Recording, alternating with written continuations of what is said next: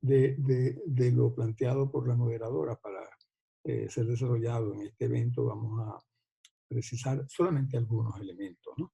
Y vamos a utilizar la modernización en el entendido que los dirigentes sindicales y toda la gente que está identificada con el movimiento debe ser parte, pues, de la reflexión, ¿no?, sobre la modernización. Vamos a incluir una presentación que se las paso de una vez, de inmediato, para que la desarrollemos, ¿no? Aquí tenemos, son 10 transparencias. Y empecemos con los problemas gruesos que debemos mencionar. Crisis o depresión económica, 7 años seguidos de decrecimiento, una economía que hoy representa una quinta parte de lo que fue hace 10 años, más la pandemia que agrega parálisis a una parálisis que ya existía. Por ejemplo, en el sector industrial, del cual yo lo he estudiado con detenimiento últimamente, en promedio estaba en un nivel del 20-25% antes de la pandemia. Con la pandemia, ciertamente que hay algunos sectores que se mantienen y hasta pueden haber mejorado un poquito su producción, como es lo que tiene que ver con ciertos rubros alimentarios y farmacéuticos y productos para la limpieza del hogar y en general, ¿no?, el aseo. Pero el resto está trabajando en condiciones muy restringidas. Así que eh, los organismos internacionales y nacionales nos advierten que este año vamos a cerrar con casi un 30% menos, de haber tenido menos y menos en los últimos años. Esto, por supuesto, para las empresas dramático y para los sindicatos igual. O sea que nosotros estamos inmersos en una situación de terminal en algunas ramas productivas y en otras pues muy difícil. ¿Y qué representa esto para la agregación, para la, la, la ampliación de lo sindical y para su rol de intermediación? Vamos a hacer unas consideraciones, igualmente para la autonomía, y todo esto en el marco del socialismo del siglo XXI, que ha sido devastante con respecto a lo laboral, ¿no? Y luego, si da tiempo, pues referencia a la organización del trabajo en el siglo XXI y sobre el diálogo social. Bueno, vamos a utilizar un enfoque que se llama recursos de poder, de un autor alemán, Stefan Smalz. Los últimos 3 años ha publicado unos materiales muy interesantes sobre este enfoque de recursos de poder. Él divide 4: el estructural, el asociativo, el institucional y el social. Vamos a ir uno por uno y luego la situación venezolana, ¿no? ¿Qué quiere decir él con el recurso estructural? Bueno, la posición de los asalariados en el sistema económico, las relaciones entre los interlocutores sociales en la empresa y en el país, en el mercado laboral, el poder disruptivo, ¿no?, tanto de parar la producción o de afectar la producción o afectar la movilidad de los productos en el mercado y afectar la tasa de ganancia, ¿no? Veamos la situación venezolana. Nosotros tenemos una sindicalización disminuida, donde los sectores que en este momento refieren a la mayor población sindicalizada son del sector público, que tiene muy poco poder disruptivo, ¿no? Entendiendo el sector público, la administración pública, ¿no? Y lo otro, si bien hay sectores básicos que tuvieron un gran poder disruptivo, como fue el petrolero, las empresas básicas, los servicios públicos, hoy todas están postradas. Algunas eran públicas desde hace tiempo, pero tenían eficiencia, tenían rendimiento, aportaban al PIB y aportaban divisas, petróleo, hierro, aluminio, eran excelentes aportantes. Pero hoy esas empresas no aportan, están quebradas. Y los servicios públicos en estado de caos. Entonces, no hay poder disruptivo cuando la disrupción vino ya por las políticas económicas, ¿no? Y luego hay pocas empresas exportadoras y ahora pues las empresas exportadoras que emergen son pequeñas y son de una dimensión que las relaciones laborales son menores, no hay espacio suficiente, ¿no? Y la manufactura digamos, de mediana envergadura, pues está disminuida y realmente es de producción nacional. Alimentos, por ejemplo, es un sector muy intervenido militarmente en la vigilancia, ¿no? Hay dificultades para el desenvolvimiento autónomo y un mercado laboral muy fragmentado. Pues el balance en recursos en cuanto a lo estructural. En cuanto al asociativo, que refiere el enfoque, la asociación con organizaciones laborales, con organizaciones políticas, con organizaciones que tienen una voz y que tienen un peso, ¿no? Y la acción en el ámbito de la empresa, de la rama, en el país y sus vinculaciones internacionales, la sindicalización y los recursos infraestructurales. Vemos cuál es la realidad nacional. La organización más frágil que hay en toda la estructura sindical histórica es cuando se organiza por establecimiento y o por empresa. Veamos la situación que tenemos.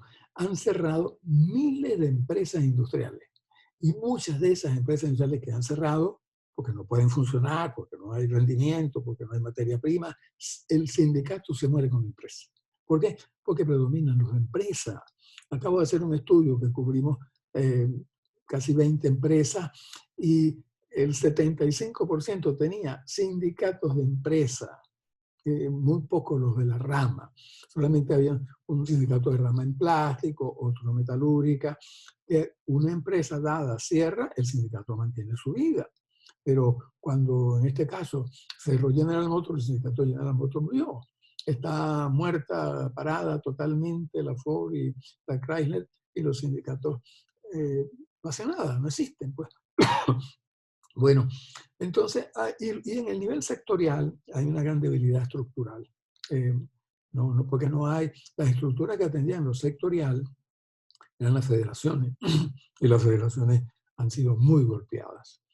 Y luego, la sindicalización, la última encuesta de Encovi, que se ocupó del tema, la del 2016, aportaba un 9% de sindicalización.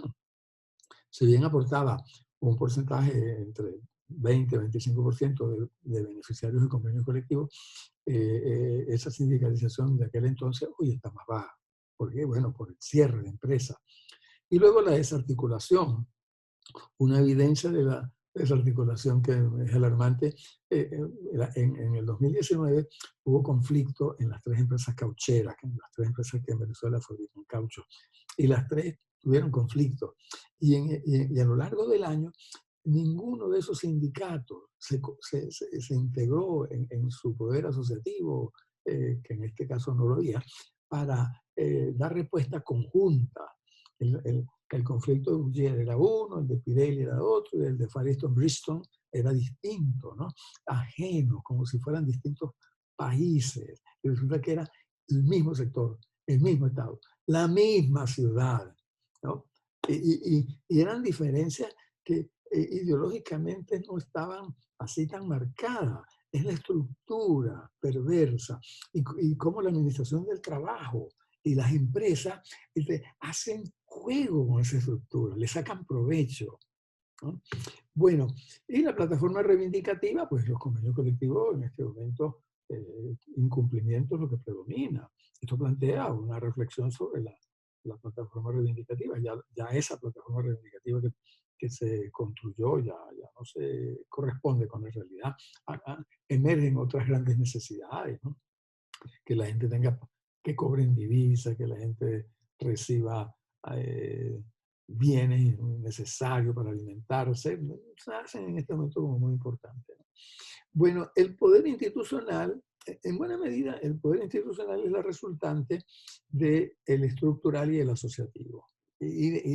Implica el poder institucional normas, instituciones, como logros, ¿no? Nosotros tenemos una normativa laboral que es ajena al sindicalismo, inclusive al sindicalismo oficialista, ¿no? El decreto con rango de fuerza de ley orgánica del trabajo, eso fue fundamentalmente personeros vinculados al régimen de absoluta identidad, no con identidad del mundo laboral, ni con identidad, ni siquiera con identidad empresarial tampoco. eh, a los empresarios se quejan con toda razón de no haber sido parte. Ni siquiera el Parlamento fue parte. Así que un poder institucional que está en este momento abusado por la falta de Estado de Derecho. No hay Estado de Derecho. El marco regulatorio se interpreta a su manera por el Poder Judicial, la Administración del Trabajo, Ejecutivo, tienen una misma línea, ¿no? Así que no hay acuerdo ni hay estabilidad de acuerdos, hay fragilidad. Eh, Hubo momentos donde los acuerdos se respetaban y realmente cuando se convocaba a la dirigencia sindical y empresarial era para sentarse, ¿no? El salario mínimo a lo largo de la década del 90 y empezando este siglo, pues había unos consensos y unas discusiones. Eso desapareció. Así que el intervencionismo estatal ha dado lugar incluso a renuncia forzada de las dirigencias de las centrales sindicales, a elecciones obligadas, a referéndum con participación de gente que no tiene nada que ver con lo sindical. El gobierno desconoce. Y de hecho, la estructura ha sido barrida en buena medida, ¿no? Los sindicatos que sobreviven son valientes, son heroicos, ¿no? Eh, en ASI, en CTB y en no confederados, mérito grande, ¿no? Aquí aparece el registro en el actual régimen. Esto dice que el 54 refiere a un estudio de todas las elecciones sindicales realizadas en un lapso en estos últimos años y que dejan que el 54% de esos sindicatos fueron creados en el bolivarianismo. Y el 72% refiere al estudio que hicimos en el ámbito manufacturero, que el 72% de los sindicatos refiere a registros recientes, ¿no? En el marco de este régimen, ¿no? Bueno, veamos el poder social. Ahí se divide en dos categorías, el de la cooperación y alianzas con otros sectores y el de la narrativa, que viene en una transparencia siguiente, ¿no? Tenemos alianzas, en primer lugar, la alianza interna, ¿no? Que ya está mencionada, pero la alianza con otros sectores de trabajadores, no necesariamente sindicalizados. Primero, una fragilidad que tiene nuestro sindicalismo es que está marcado todavía por esa relación, por esa división artificial de obrero y empleado. Eso es lesivo, eso hay que superarlo, ¿no? Y llegar también con la sindicalización al tercerizado, al contratista, al de los trabajadores intermediados, y buscar cuáles son los objetivos comunes y establecer compromisos, ¿no? Hacerse de un poder con la sociedad, pero empezando con los que también trabajan en otros sectores, en otros movimientos, el movimiento cooperativo, el movimiento en el campo. Y luego que los dirigentes no solamente miren hacia su sindicato, hacia su establecimiento, sino hacia los consumidores, hacia los proveedores, hacia la sociedad, ¿no? Y luego la realidad nacional hace difícil esas estrategias. Eh, el mismo movimiento, pues, la tradición de alianzas con otros sectores, no lo ha cultivado, ¿no? De hecho, la informalidad, que más que toda la población formal, eh, sobrevive con dificultades para crear sus organizaciones. Bueno, el poder social, en cuanto a discurso y narrativa, plantea pues, que el sindicalismo tiene necesidad de expresarse, ¿no? En todos los debates que son de ámbito público que refieren y que influyen en los trabajadores, ¿no? En un momento dado se logró, eso se ha perdido, hay que recuperarlo, ¿no? Y luego influir en el acontecer del país, ¿no? Que, así como la Iglesia Católica, ¿no? que hace su conferencia episcopal y en el país está alerta que van a decir, el sindicalismo necesita recuperar una equivalencia. Igual que la academia tuvo momentos en los cuales cuando hablaban los rectores, hablaba el CNU, aquello pues todo el país estaba atento y el seguimiento, y había identidad. Hoy eso el régimen lo ha desvalorizado con un constante ataque, ¿no? Así que la imagen ante la opinión pública del movimiento sindical hay que reforzarla, porque hasta se llama sindicatos se da la tendencia a llamar sindicatos a bandas de asaltantes de carretera, de minas, extorsionadores de empresas. En el estado de Aragua es una situación alarmante, ¿no? Eh, bueno, hay luchas, hay logros, hay instituciones, hay líderes, hay un patrimonio que hay que poner sobre la mesa, destacarlo, ¿no? Un dirigente como Rubén González tiene que, así como él, hay 50 Rubén González que tienen que estar en, en la narrativa cotidiana. Y bueno, ahora, ¿cómo utilizar los recursos del poder? Bueno, intermediando, buscando consensos, formulando agendas, articulación entre los distintos niveles y aprender del día a día, constante aprendizaje, ¿no? Hay una transparencia acá sobre la organización del trabajo, las nuevas formas. Esperemos que en los minutos de la segunda ronda dé chance para hablar de ello. Y ya con el diálogo, lo primero, el diálogo es ocuparse de defender, defenderse ante los ataques al Estado social y democrático, ¿no? Es necesario respetar el Estado de Derecho para que funcionen las relaciones de trabajo y las instituciones. El sindicalismo es mucho más atacado que la empresa. El sindicalismo ha sufrido más. La empresa ha sido atacada también, pero se ha defendido es más fácil la cohesión en ese ámbito. Y el sindicato tiene espacio de diálogo con la empresa, porque conjuntamente crean riqueza. El capital y el trabajo crean riqueza y se crean empleos. Ya. Pero también tiene espacios de conflicto, ¿no? Con respecto al reparto de esa riqueza. Sigue siendo un problema no superado, ¿no? Ese problema lo han superado en cierta medida, pues países muy exquisitos o sectores muy exquisitos o empresas muy exquisitas, pero en la situación general hay un déficit, ¿no? en la distribución de la riqueza. Igualmente con el Estado hay otro conflicto, no solamente el político, que ya lo dijimos, sino en cómo se usan los recursos fiscales. Bueno, lo dejamos hasta acá y esperemos que en la pregunta pues podemos responder algunas otras cosas.